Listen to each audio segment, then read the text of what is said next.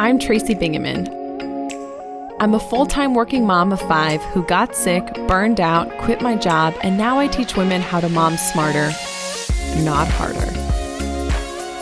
The pressures of modern motherhood are intense. You're a busy working mom juggling all the balls and living in fear of dropping the exact wrong one.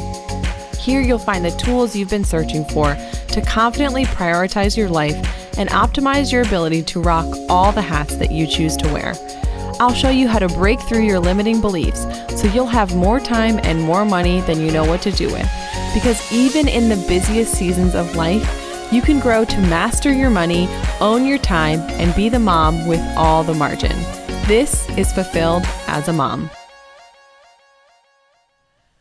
Today, we're going to talk about work-life balance. Because it's really no wonder that you're burned out from working motherhood.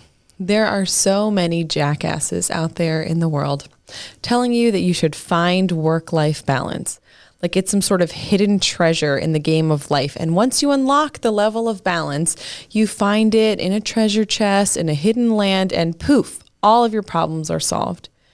You know what drives me crazy? Like makes me want to throw a toddler in the cereal aisle at the grocery store, epic level of tantrum kind of crazy. The kind of tantrum that would make you seriously consider abandoning your full cart of groceries just to get the heck out of the store so people would stop staring.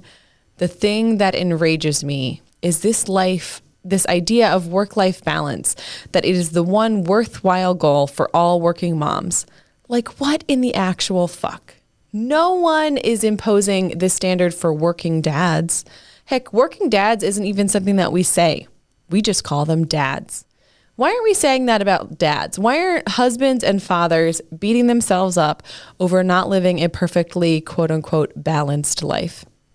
The idea that we as a society have decided work-life balance is the one true goal for working motherhood. That ideal definition of success in this arena is to be standing on this metaphorical teeter-totter with one foot on the work side and one foot on the life side. Like work and life shouldn't be integrated, like we can't aim for harmony and peace. Because balance, this thought of a fair 50-50 split of time and energy and brain power between life and work, it's bullshit. And I hate to be the one to break it to you, but it's never going to happen. Like, isn't work part of one little tiny bit of a diverse life? And why are we elevating work to this equal portion of life? When we're aiming for this bullshit of work-life balance, we're aiming for a moving target. And it's an unrealistic ideal. And what it's doing is it's leaving us exhausted and ragged. It's making us work harder, longer hours, and to spend less time doing what we love. And I don't know about you, but to me, that sounds freaking terrible. I wish we could go back in time. And when the first person coined or thought of the word work-life balance, we could completely erase that conversation from happening. Instead, I wish that person had said, let's talk about work-life integration. Or maybe even just intentional living. Or heck, maybe we could just start saying that we want to live in alignment and be at peace and get some freaking rest. What if those were the goals instead? Because work-life motherhood is a working motherhood myth and it's unattainable. And we need to stop shooting for this balance bullshit. What then should we be aiming for? Busy working mom. I used to wear it like a badge of honor. Then I realized that I was drowning in to-dos and running around like a lunatic, all because this key piece was missing. I wasn't clear on what my deeply held values were. And when everything's important, nothing is important. Now that I've done the work and figured out what I value most, it makes life so much easier. Those core values serve as the compass for the direction of my life, and they inform my heck yes and my hell no responses to each and every opportunity. I've taken the process to curate core values and boiled it down into 3 simple steps.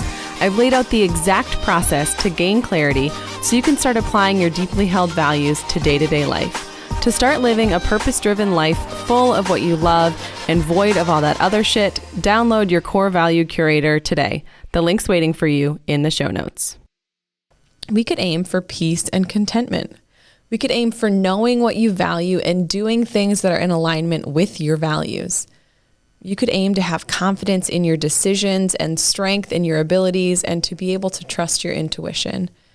We could aim for stepping bravely into your truth and speaking it and living it and sharing it with the world because you are the only you there is. We could aim for intentionality with your time, energy, efforts, and schedule. You could be ruthless about rest and sociopathic about self-care and making sure you get your basic needs met. You could aim to cultivate connection and being present where your feet are. You could create a life of less hustle and less martyrdom as a mom. I'm so glad that you're on this journey to become fulfilled as a mom, and I hope that you are as ready as I am to set fire to this idea of work-life balance because it's bullshit and it's not what we should be aiming for. I'm doing a victory dance right now because you did it. You took the time to tune in, to reach for a better life, and to take care of you. Did our time together go by way too fast for anyone else? Head to fulfilledasamom.com for show notes and all the discount codes from today's show. You now have the tools and knowledge to change your life. Go blaze your trail, take that step, make the shift, and do the work to create fulfillment in your life today.